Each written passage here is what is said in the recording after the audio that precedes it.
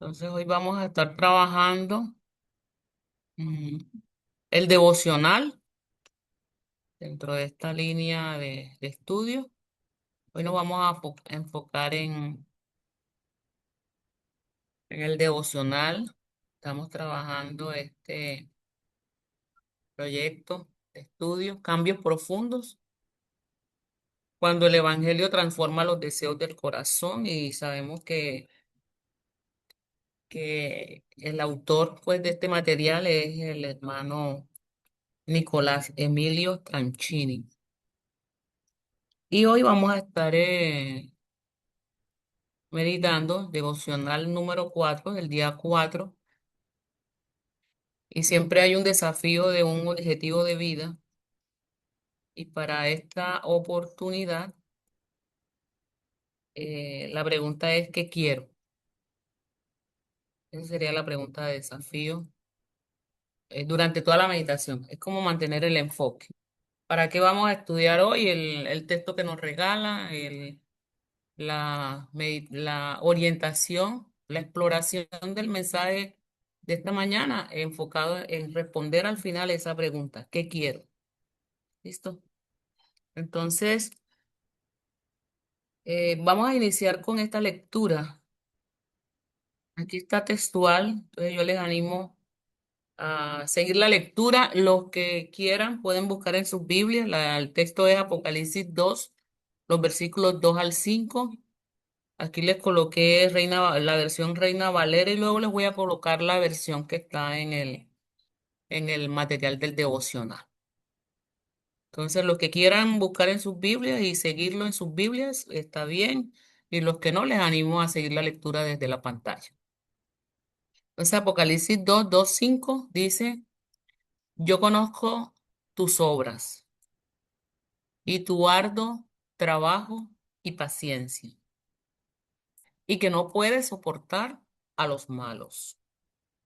Y has probado a los que se dicen ser apóstoles y no lo son. Y los has hallado mentirosos. Y has sufrido y has tenido paciencia y has trabajado arduamente por amor de mi nombre y no has desmayado. Pero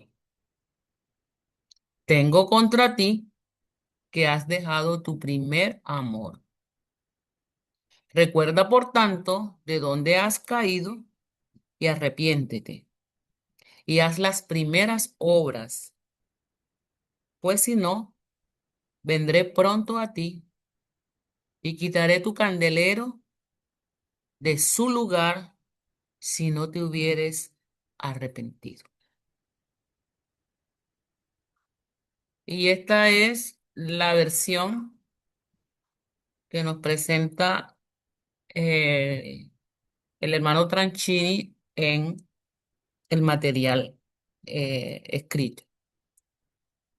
En esta versión dice, yo conozco tus obras, tu fatiga y tu perseverancia, y que no puedes soportar a los malos, y has sometido a prueba a los que se dicen ser apóstoles y no lo son, y los has hallado mentirosos. Tienes perseverancia y has sufrido por mi nombre y no has desmayado. Pero tengo esto contra ti, que has dejado tu primer amor. Recuerda, por tanto, de dónde has caído y arrepiéntete y haz las obras que hiciste al principio. Señor, bendiga nuestras vidas con esta palabra leída. Y quiero hacer una pregunta. ¿A quién le están dirigiendo estas palabras? Nosotros. A A los cada uno. creyentes, a cada uno. No, pero en el texto de Apocalipsis 2, 2, 5, ¿a quién le dirigen esta carta? Ah, bueno, dice a la iglesia de Éfeso. De A la Éfeso. iglesia de Éfeso. Ok. En el texto, Apocalipsis 2 contiene el mensaje a las 7 iglesias de Asia Menor. Y este es el mensaje, el primerito, a la primera que cogen es. a la iglesia, Éfeso. mensaje a la iglesia de Éfeso. Y ya nosotros estudiamos en varios libros que hemos estudiado aquí en el devocional, estudiamos esa iglesia de Éfeso al derecho y al revés. Yo quiero dar la oportunidad a alguien que recuerde algo de la iglesia de Éfeso, que quiera compartir con el grupo. Como que quién la quiera, cómo eran las características de la ciudad de Éfeso, lo que puedan recordar, quién fundó la iglesia en Éfeso, características.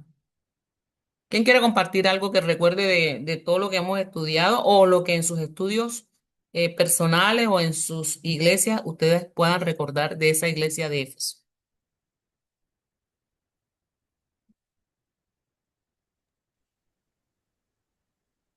Hombre, los Eh, cogí fuera de base. Éfeso, pues con lo que recordamos, los estudios que hacemos o los estudios devocionales, Éfeso fue una de las metrópolis más importantes de la antigüedad.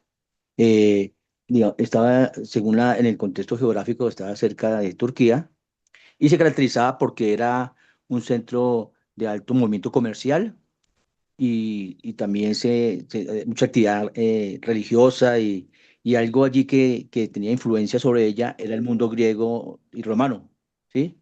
Entonces, ahí, digamos que en cierta manera había una inclinación a ciertas adoraciones desviadas del Dios verdadero y muchas veces, desafortunadamente, la gente allí, los siervos de Dios, pues que Dios salvó, los sacó de este contexto, pero no dejaba de haber influencia allí y que todo eso absorbía para que fueran apagando su fervor al Señor y lo que dice ahí, las primeras obras que hacían hacia el Señor, digamos así como en general. Ok. Gracias, Herma- hermano Orlando. Hermana, Y sí, Mabel, adelante. hermana María también fue allá, esa fue una de las primeras iglesias madres que hubo, ¿no? Ujú. Y que ahí vivió Pablo durante muchos años, Gracias. el apóstol Pablo. Ok. Hermana María, también Éfeso, recuerdo, ay, sí. perdón, también recuerdo que ahí adoraban a Artemisa, a Ujú. Diana, Diosa Sí, Diana, sí, la diosa señora. con la Diana, sí, diosa Diana. sí. Perfecto. Era una ciudad costera, Sí. la ciudad más importante de la época de Asia Menor. Hoy es Turquía. Éfeso queda hoy en lo que es Turquía actualmente. Y recordamos que, pues por ser puerto, además que era un centro, diríamos, de la época del gobierno, de la monarquía, de reyes. Y por ser puertos, ustedes saben que los puertos tienen mucha incidencia de culturas culturales, porque entraban por ahí mucho dinero, mucho conocimiento.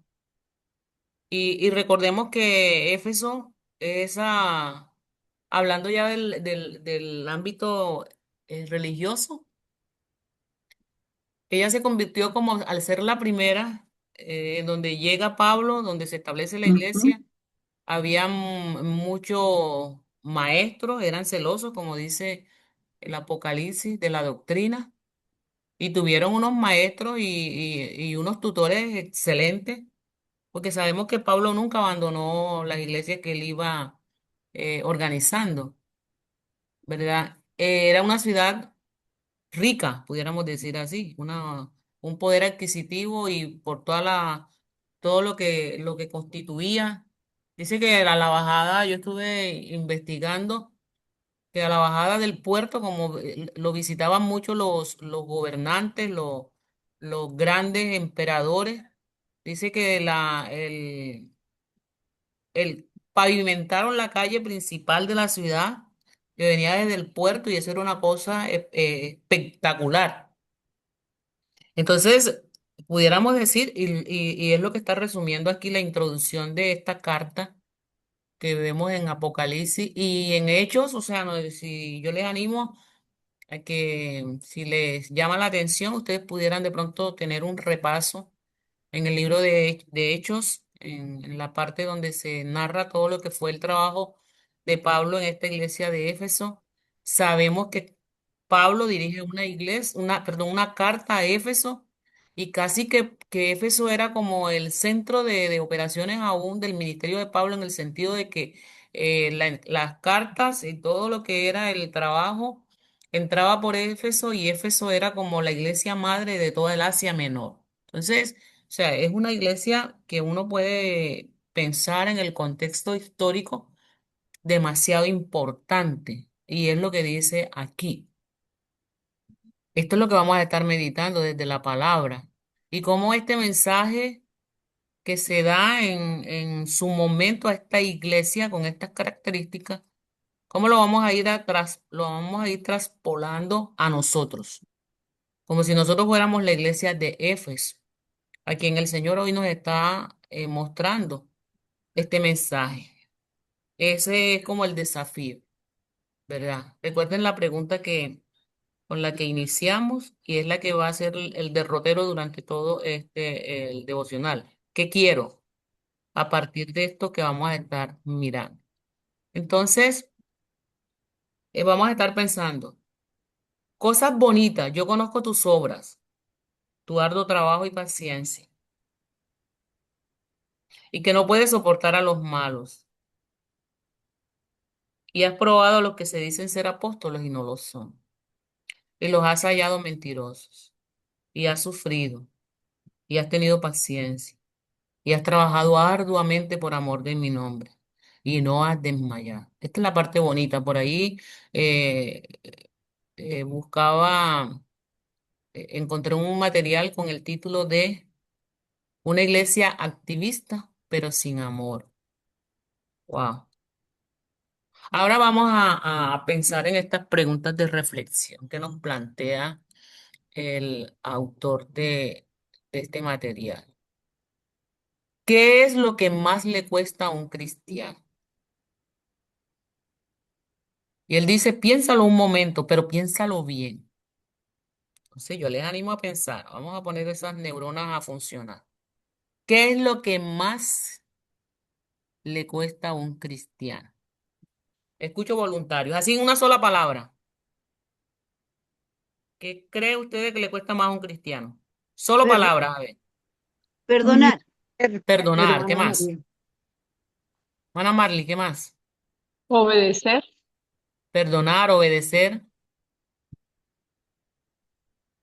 Meditar en la palabra de Dios. meditar en la palabra, ¿ok? ¿Qué más? Palabras, ¿qué más?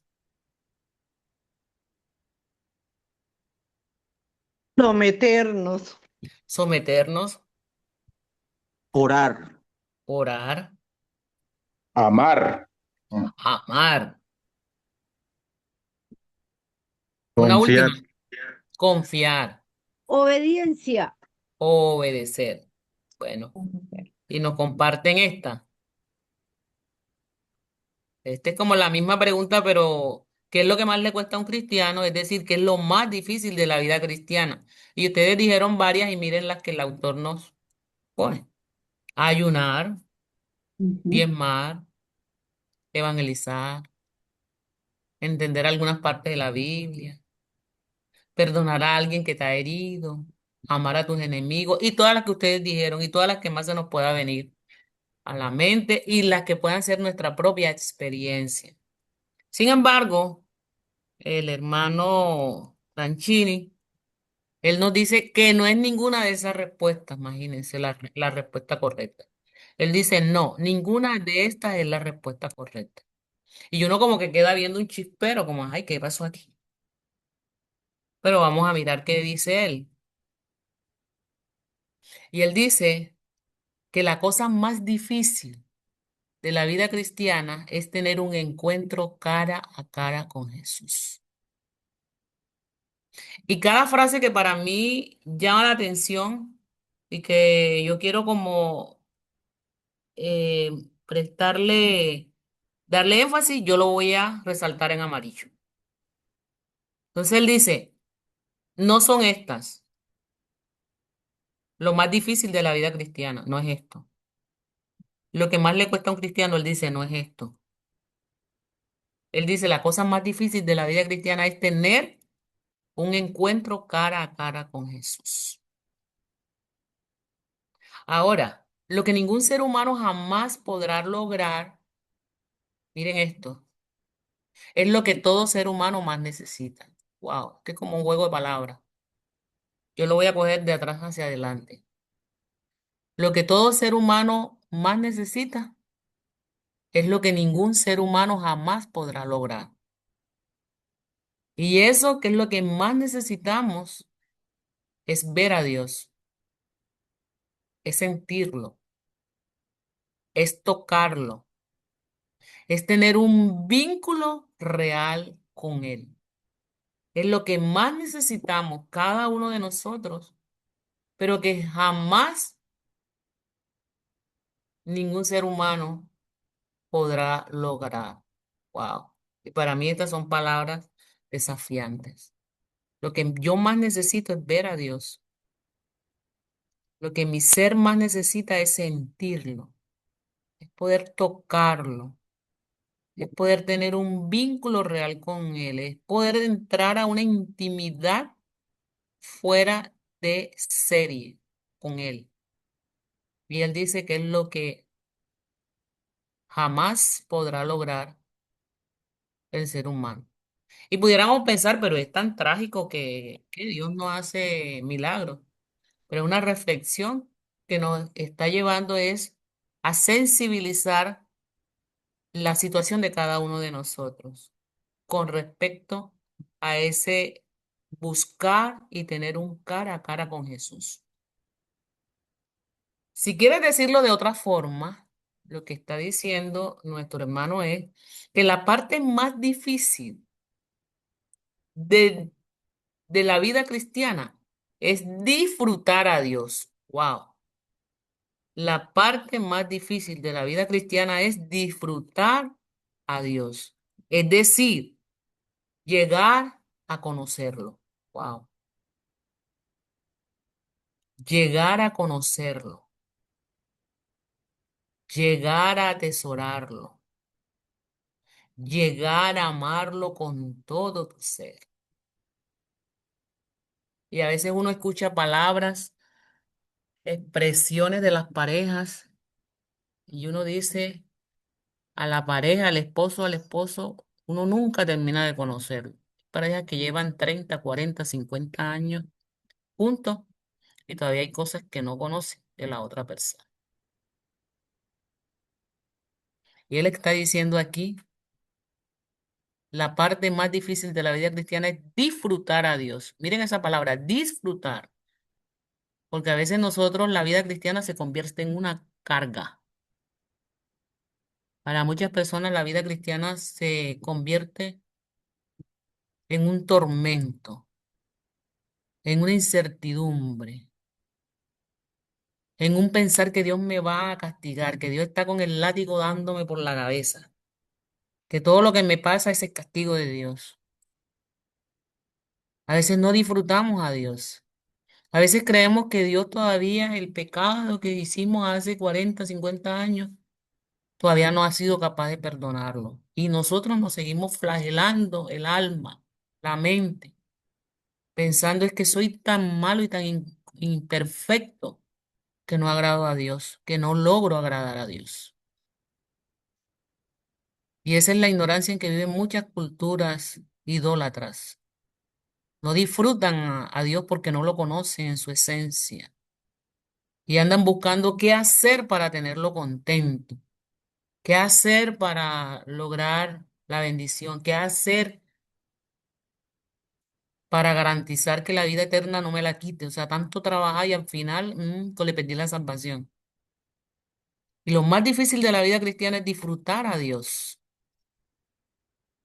llegar a conocerlo, llegar a atesorarlo y llegar a amarlo con todo tu ser.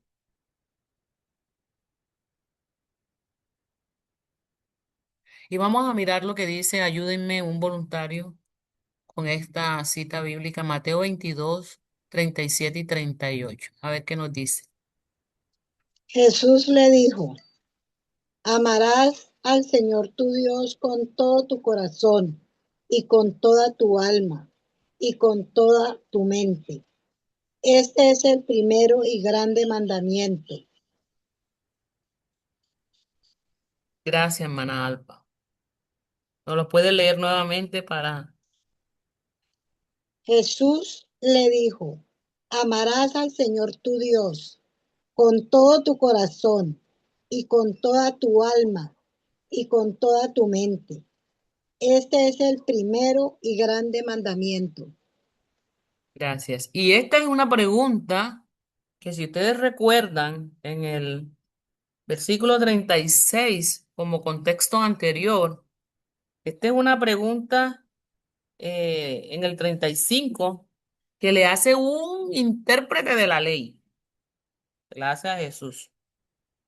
Y la motivación era tentar a Jesús, porque ellos tenían tantos mandamientos, los 10 mandamientos, pero todos los que se inventaron ellos, que son más de 600. Esa era una cosa espantosa, ese relicario de mandamientos inventados por ellos. Y para tentar a Jesús, este intérprete de la ley, como quien dice, bueno, entonces de tantos que hay, ¿cuál es el gran mandamiento? El gran. Y Jesús le calla la boca y le dice, amarás al Señor tu Dios, pero yo pudiera decir no de palabras. Aquí dice con todo tu corazón, con toda tu alma y con toda tu mente. Wow. ¿Cuál es el mayor, el más grande? Aquí está. Disfrutar a Dios, llegar a conocerlo, a amarlo, valorarlo, con todo nuestro ser. Eso es lo que hace, en resumen, Mateo 22, 37 y 38. Ahora bien, hay millones de personas en el mundo que creen en Dios. Bastante. Hay incontables hombres y mujeres que aceptan como verdadero el mensaje del Evangelio. Sí, yo sí sé que Dios me ama, Dios es bueno, Dios contesta y el Evangelio es algo bueno, o sea, mejor dicho, eso es algo espectacular lo que dice la Biblia y todo lo demás. El problema es que el cristianismo verdadero, primero, no es aceptar una idea. No se trata de aceptar que sí, eso que dice ahí la Biblia y lo que dice Jesús eh, es una buena idea. Y el mundo lo que necesita es amor, perdón, buscar de Dios. Hay mucha gente que dice, sí, hay que buscar a Dios. Sí. El problema es que el cristianismo verdadero no es creer un mensaje. Y el problema es que el cristianismo verdadero no es estar convencido de una serie de doctrinas. Doctrinas bíblicas, doctrinas con sustento teológico, doctrinas con sustento de los grandes escritores, pero ese no es el problema del verdadero cristianismo. Entonces ustedes dirán, bueno, entonces, ¿cuál será? Y nos dice nuestro hermano Tranchini, el cristianismo verdadero es, y yo le pongo énfasis a esa palabra, es, de ser, de existir, de ser algo real, importante. El cristianismo verdadero es haber conocido íntimamente a una persona. Y esto me hizo recordar cuando estamos haciendo en el seminario de la Biblia Thompson, cuando comenzamos a meditar en el Salmo 23:1, esas tres palabras de Jehová es mi.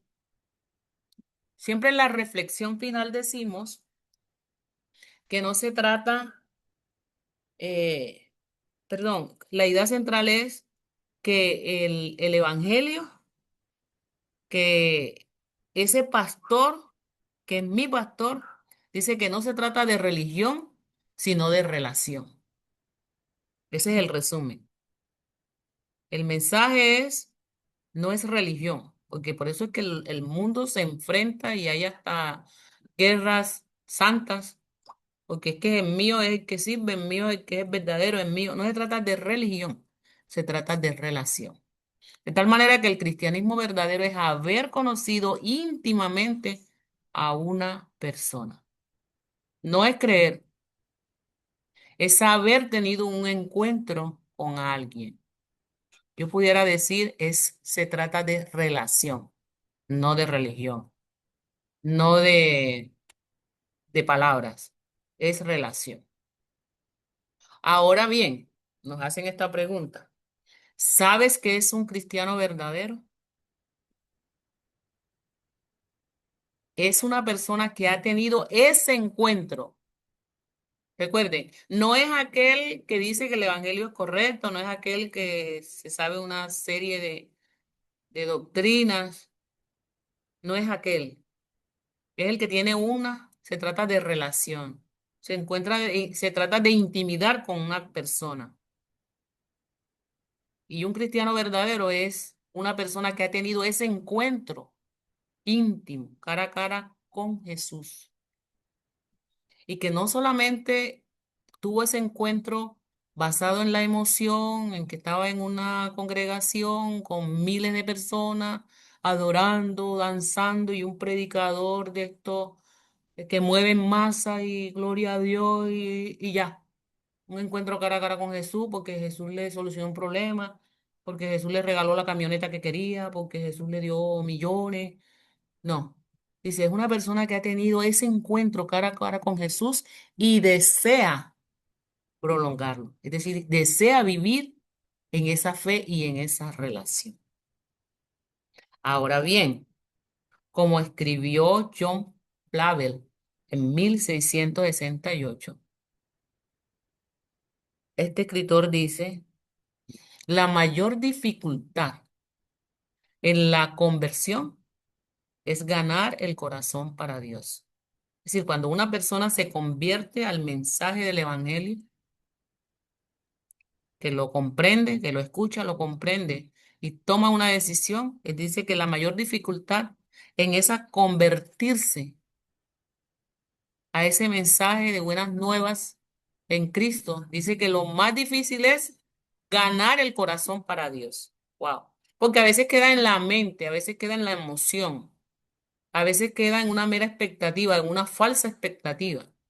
De que como me están diciendo de que Jehová es mi pastor y nada me faltará, me están diciendo que Dios es proveedor, me están diciendo que Él es el rey, Él es el dueño de la riqueza, me están diciendo que Él sana. Y entonces yo llego a escuchar la palabra y yo tengo una enfermedad y me están diciendo que Él sana, entonces yo voy para allá para que me sane. Me están diciendo que Él da riqueza y yo lo que tengo es deuda, yo voy para allá. Pero dice, la mayor de la dificultad es ganar el corazón para Dios. Wow. Y dice, y la mayor dificultad también, después de que la persona ya ha aceptado ese mensaje, esas buenas nuevas, dice, mantener el corazón con Dios. Y por eso resalto estas dos palabras. La mayor dificultad, ganar el corazón para Dios cuando nos convertimos. Y otra dificultad es mantenerse. Saber que la vida cristiana no se trata de un momento de emoción ni de un momento de negociación, sino es mantener el corazón con Dios. Pero ¿cómo se describe ese encuentro con Jesús? Porque a veces hay personas que no nos entienden este lenguaje que a veces nosotros usamos. ¿Cómo así que tener un encuentro cara a cara con Jesús? ¿De qué se trata? Ahora nosotros pudiéramos responder lo que no es, de lo que no se trata. Y este encuentro con Jesús no es una experiencia mística, algo del otro mundo. No es una visión, una emoción muy fuerte, algún tipo de éxtasis que nos transportamos a otra dimensión. Y él dice, no, no es necesariamente ninguna de estas cosas, aunque en ocasiones puede incluir alguna de ellas. Tener un encuentro genuino con Dios es algo más profundo que esto. Y esto me parece a mí interesante. No es necesariamente ninguna. O sea, la que vi una visión, Dios se me reveló. La persona que tiene una experiencia mística, yo sentí algo diferente, temblé, o una especie de éxtasis que se fue a la otra dimensión, o una emoción muy fuerte. Y él dice, no es necesariamente ninguna de estas cosas tener un encuentro con Jesús. En algunas ocasiones puede ser que usted lo sienta, pero él dice que tener un encuentro genuino con Dios es algo mucho más profundo que esto. Y él dice eso algo más profundo es llegar a tener una percepción real, sentida y genuino, dice él, del valor de Dios, de lo que representa Dios, de lo que vale él, de su grandeza. Por eso iniciamos orando, dando gracias a Dios por lo que Él es, por sus atributos. Es conocerlo a Él, porque a veces nos enfocamos mucho en lo que Él es. ¿Se acuerdan lo que dice Segundo de Crónicas 7:14? En esas condiciones de Dios, cuatro condiciones. Y una de las condiciones que meditamos es buscar su rostro. Y cuando estamos desarrollando esa temática, también ese versículo en el seminario, se nos pregunta por qué pone como condición buscar su rostro y no sus manos. Y es que nosotros somos más dados a enfocarnos en Dios, es en sus obras, en lo que Él hace. Gracias, Señor, porque me diste el alimento, porque me diste la vida, porque me diste, porque me diste, porque me diste, porque me diste. Pero a veces no se nos olvida buscar el genuino valor de Dios en sus atributos, no por lo que me da, sino por lo que Él es. Por eso Él aquí dice, es llegar a tener una percepción real, sentida y genuina del valor de Dios. En palabras de Jesús, es encontrar un tesoro o una perla preciosa. ¿Quién me ayuda leyendo esta cita de Mateo 13, 44, 45 para mirar este aspecto de esa búsqueda, de ese encuentro con Jesús? Además, el reino de los cielos es semejante a un tesoro escondido en un campo, el cual un hombre halla y lo esconde de nuevo. Y gozoso por ello va y vende todo lo que tiene y compra aquel campo. Hasta ahí, Y el 45. 45, También el reino de los cielos es semejante a un mercader que busca buenas perlas. eso. La palabra ahí, búsqueda, ¿cierto? Por el valor. Aquí están comparando el reino de los cielos con con un tesoro, ¿verdad? Y vende todo lo que tiene. Yo no sé, acá en Colombia, no sé cómo se maneja la moneda en otros países. Acá en Colombia todavía hay monedas de 50 centavos.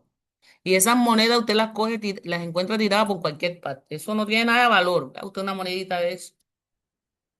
Y yo tengo un tarrito donde tengo un poco de moneditas hasta de 100 pesos oxidadas que yo ahí tengo, no sé cuánto tengo, pero para mí eso no tiene valor.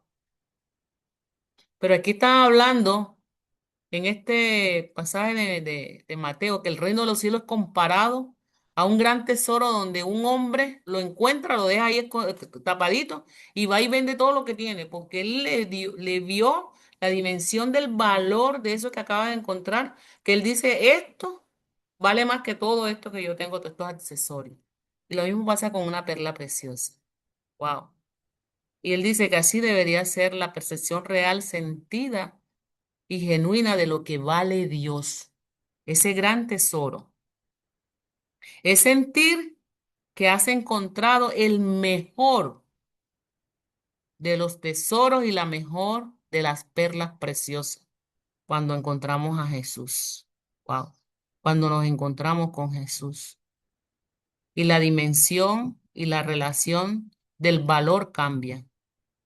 Y eso nos lleva entonces a decir, no importa todo lo que tenga que dejar, todo lo que tenga que vender, por una relación y una intimidad con Cristo, el gran tesoro, esa perla preciosa que va a suplir todo lo demás que hay en mi vida.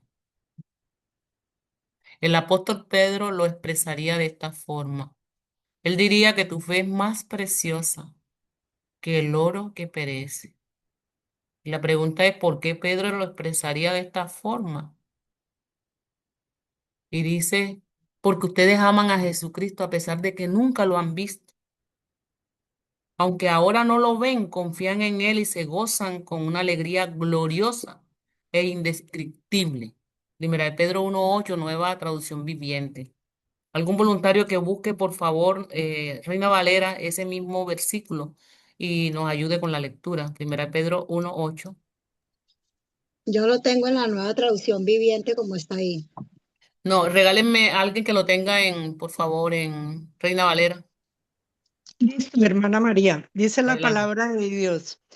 A quien amáis sin haberle visto, en quien creyendo, aunque ahora no lo veáis, con os alegráis con gusto inefable y glorioso.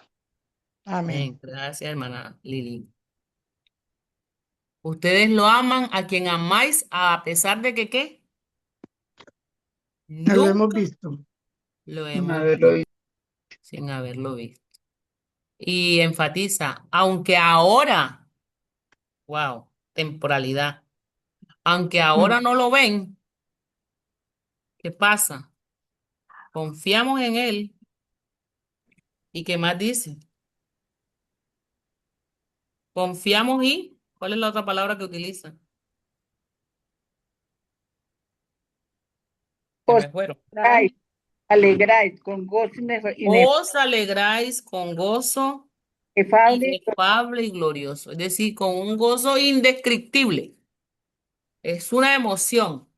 Ahora no lo vemos, pero confiamos en Él. Lo Y no sentimos. solamente confiamos, sino que nos gozamos en Él. Wow, qué hermoso, qué hermoso esta experiencia de conocer al Señor de esta forma.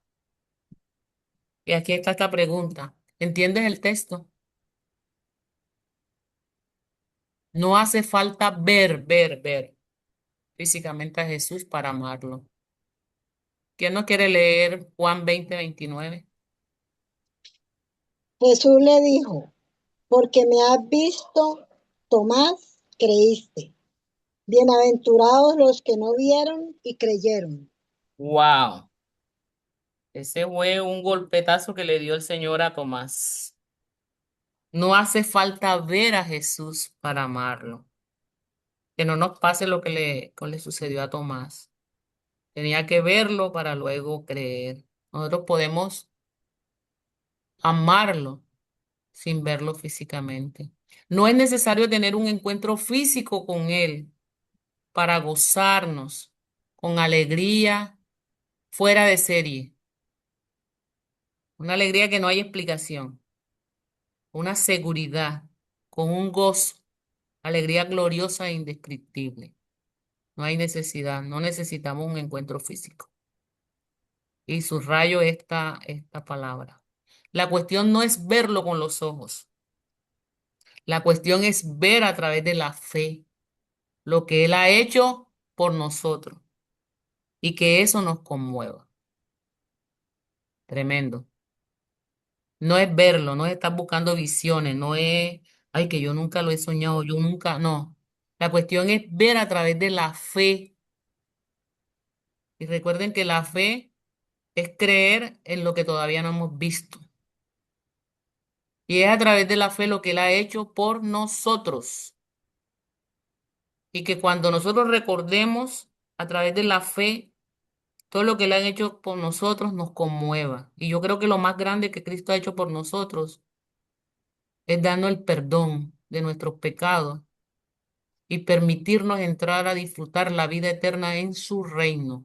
Yo creo que eso no hay mayor privilegio que siendo pecadores, Él haya dado su vida para nosotros y nos haya invitado a ser parte de su pueblo. Wow, eso no tiene precio.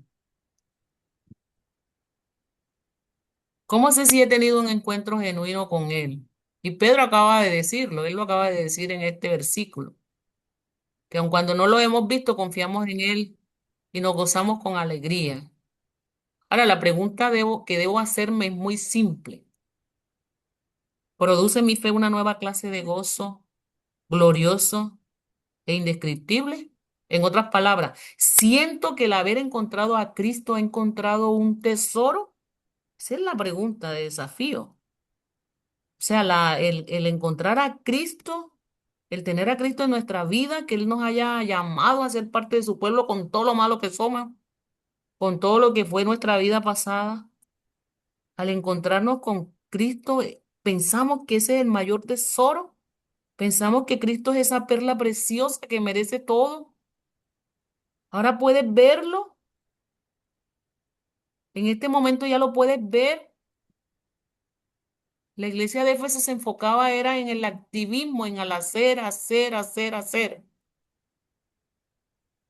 Y el Señor por eso le tiene que decir, no se trata del hacer, porque el Señor tiene poder para hacer todo lo que quiere.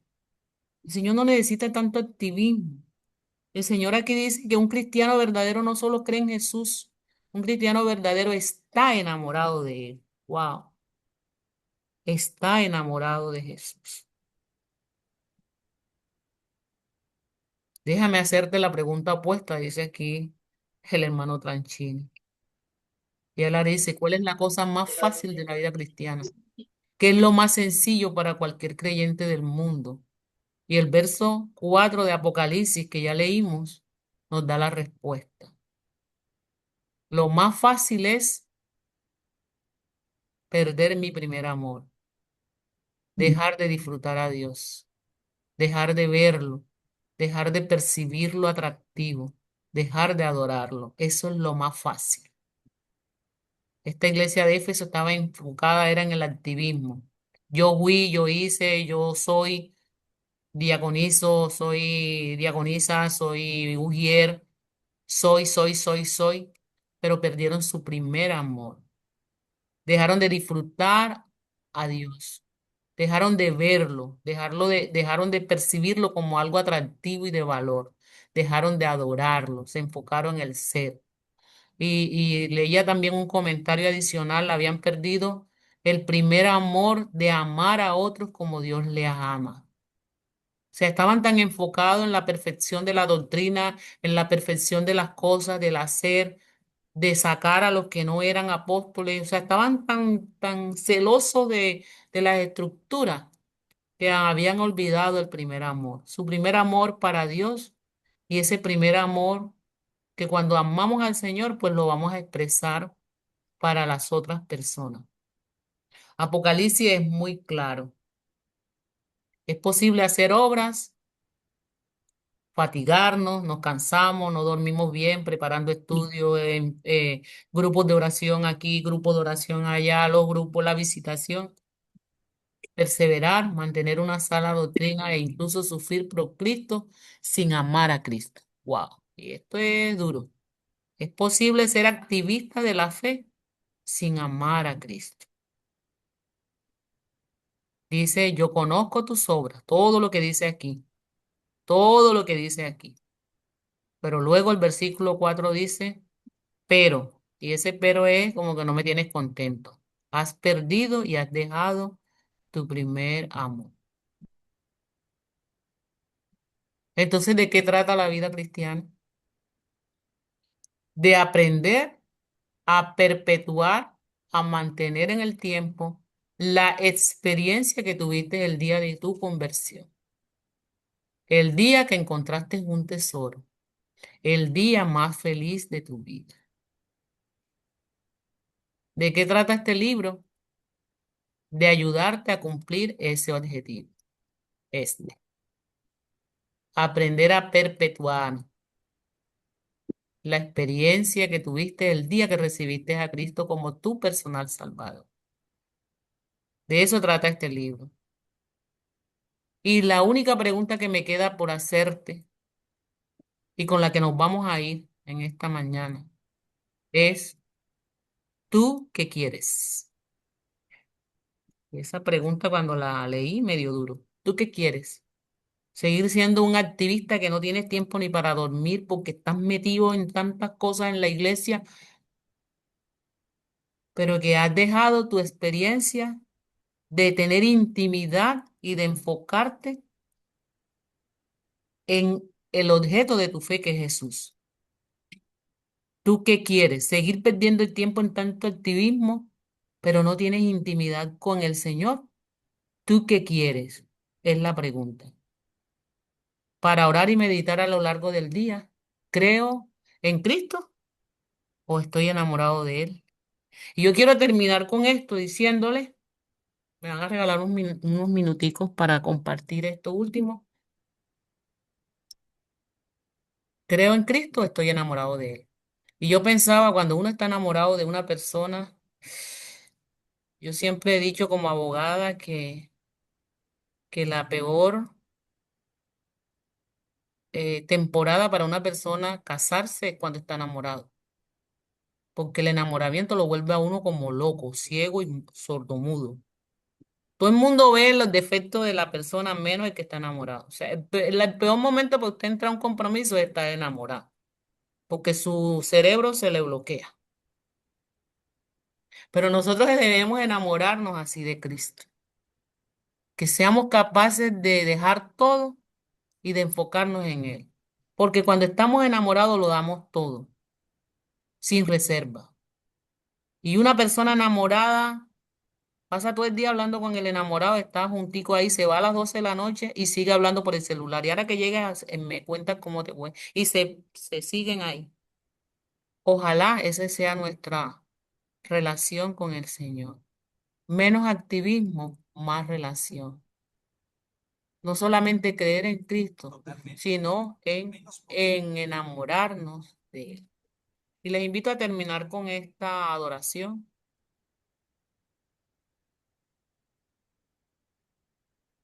Permítanme un momentico.